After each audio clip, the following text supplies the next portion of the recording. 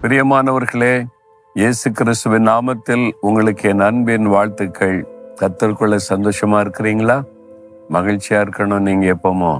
அதனால்தான் ஆண்டவர் சொல்றார், நான் உன்னை விட்டு விலகுவதும் இல்லை, கைவிடுவதும் இல்லை, உன் கூட இருக்கிறேன்னு சொல்லி இருக்கிறார்ல. அப்ப இயேசுவோடு கூட நடக்கிற பிள்ளைகள் மகிழ்ச்சியோடு அவர்கிட்ட பேசிக்கிட்டே இருக்கணும். சந்தோஷமா இருக்கிறத ஆண்டவர் விரும்புகிறார்.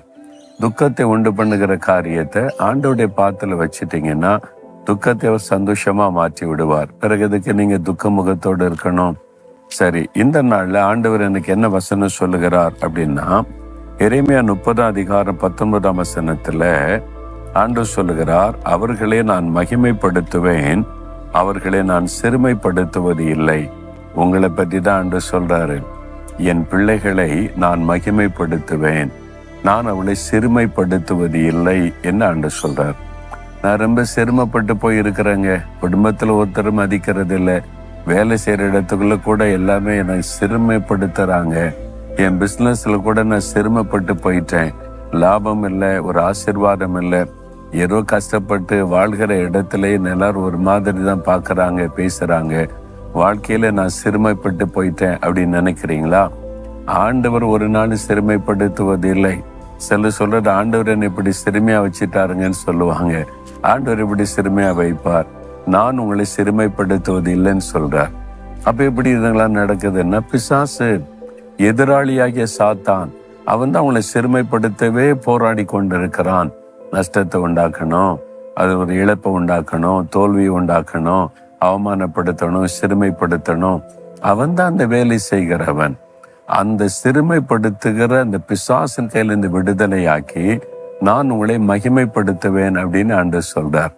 சிறுமையிலிருந்து மீட்டு எடுத்து மகிமைப்படுத்துகிற தேவன் தான் ஆண்டவர். அதுக்காக தன்னை சிறுமைப்படுத்த அவர் சிலுவையில ஒப்பு கொடுத்தார். இப்ப இயேசுவை பாருங்களேன், அவர் எவ்வளவு பெரிய தேவன். மரித்தோரை எழுப்பி இருக்கிறார், சப்பானிகளை நடக்க பண்ணி இருக்கிறார். அப்படி அற்புதங்களை செய்த ஆண்டவரை சிலுவையை வச்சு அவருடைய வஸ்திரத்தை உரிந்து தலையில முள்முடி சூட்டி அதை அடிச்சு தெருவில் ஒரு நாயை இழுத்துட்டு போற மாதிரி இழுத்துட்டு போறாங்க. சிறுமைப்படுத்தப்பட்டார். ஏசு அந்த நேரத்தை, நான் யார் தெரியுமா, நான் இவ்வளவு பெரிய அற்புதம் செய்திருக்கேன் தெரியுமா அப்படிலாம் ஏதாவது பேசினாரா? சிறுமைத்தனத்திற்கு தன்னை ஒப்பு கொடுத்தார். எதற்காகனா, நம்மை சிறுமைத்தனத்திலிருந்து மீட்டெடுத்து மகிமைப்படுத்துவதற்காக. கொஞ்ச காலம் தான் அந்த சிறுமை. ஆனா பாருங்க, இயேசு கிறிஸ்து 3வது நாள் மரணத்தை ஜெயித்த மகிமையோடு உயிர்த்தெழுந்தார். அதன் பிறகு மகிமைதான். அதனால சிலுவை பாடு, சிறுமை என்பது கொஞ்ச காலம். ஒருவேளை ஆண்டவர் அந்த பாதையிலே உங்களை நடத்தக்கூடும். அதனால் இந்த சிறுமை கண்டு சோர்ந்து போகாம, இந்த சிறுமையை கர்த்தர் மாற்றி என்னை அதே இடத்துல மகிமைப்படுத்துவார்னு விசுவாசிங்க. யாரெல்லாம் இயேசுவை சிறுமைப்படுத்தி கேவலமா பேசினாங்களோ, 3வது நாள் இயேசு உயிர்த்தெழுந்து நின்னார் பாருங்க. எல்லாம் நடுங்க ஆரம்பிச்சுட்டாங்க. இன்றைக்கு வரைக்கும் உலகம் முழுவதும் அதிகமான மக்கள் இந்த இயேசுவை தான் விசுவாசிக்கிறாங்கன்னா பாருங்க, மகிமை. அதே மாதிரி உங்க வாழ்க்கையிலையும் இந்த சிறுமையிலிருந்து விடுதலையாக்கி நீங்கள் மகிமைப்படுத்தப்படுவீங்கன்னு கர்த்தர் வாக்கு கொடுக்கிறார். அதனால சொல்லுங்க, ஆண்டவர், இந்த சிறுமை குறித்து நான் கலங்க மாட்டேன், நீர் என்னை மகிமைப்படுத்துவீர், எனக்காக சிலுவையில சிறுமை அனுபவித்தீரே, உமக்கு ஸ்தோத்திரம்னு ஜெபம் பண்ணி பாருங்க. துக்கம் மாறிடும், சிறுமை தன்னை விடுதலை உண்டாயிரும்.